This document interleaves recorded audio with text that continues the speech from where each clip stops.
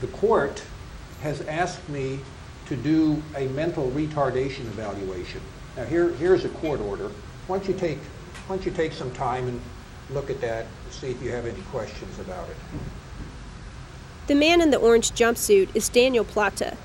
At the time of this evaluation, he was on Texas death row.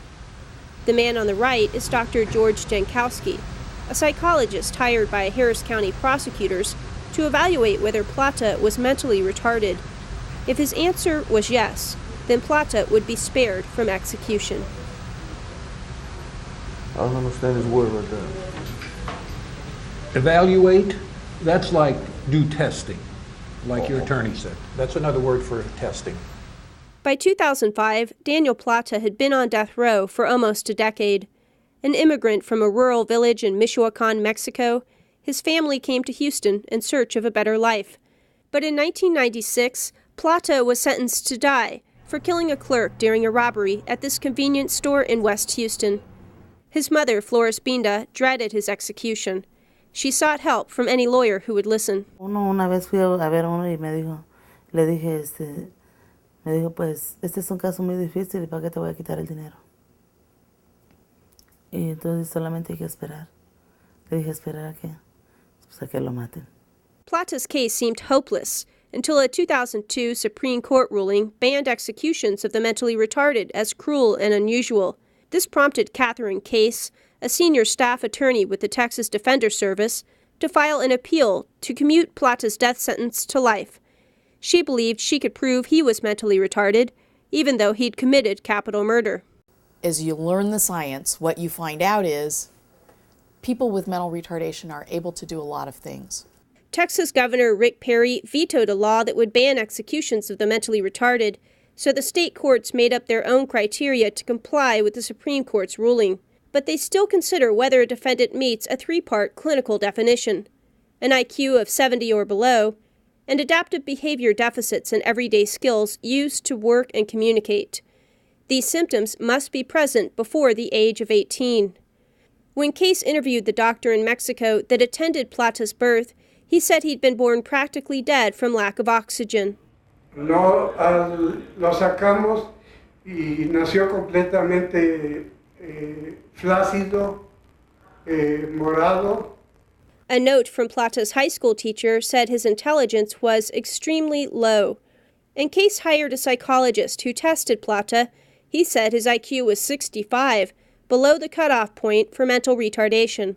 But Jankowski, working for the prosecution, had a different opinion. He said Plata scored a 70 on his IQ test. Then he said that depression and anxiety had hurt Plata's performance. So he estimated that Plata's actual IQ score was 77. And he didn't stop estimating there. When Plata scored a 61 on his adaptive behavior test, Jankowski adjusted that score upward as well, just as he had done in several other cases. He consistently has used the same excuses, which is, these people don't have retardation. They just grew up in poor households and they didn't have good access to education.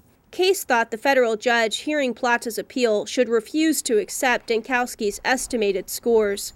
Did the state want to truly know the answer to whether Daniel Plata had mental retardation?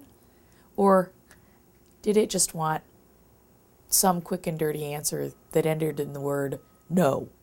In January 2008, the judge threw out Jankowski's test scores due to fatal errors with his testing and his scoring.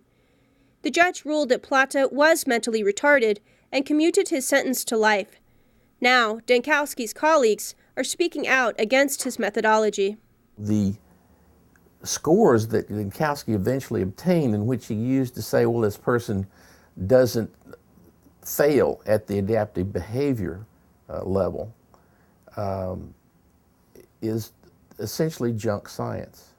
Dr. Jerome Brown is a psychologist with a long history of evaluating defendants in death penalty cases, including several that Jankowski also worked on.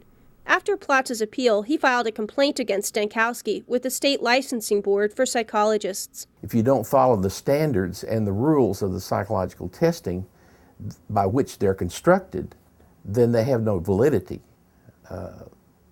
And Dr. Jankowski certainly should have known that a ethical psychologist does not abuse the psychological testing like that.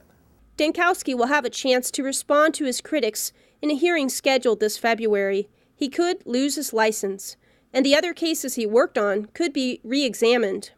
How can one court say that this methodology is junk science? And then how can his opinions stand in other cases? I don't understand that. It's not right. A new opinion in those other cases could mean the difference between life and death for at least a dozen other potentially retarded inmates who remain on Texas death row. For the Texas Observer, I'm Renee Feltz.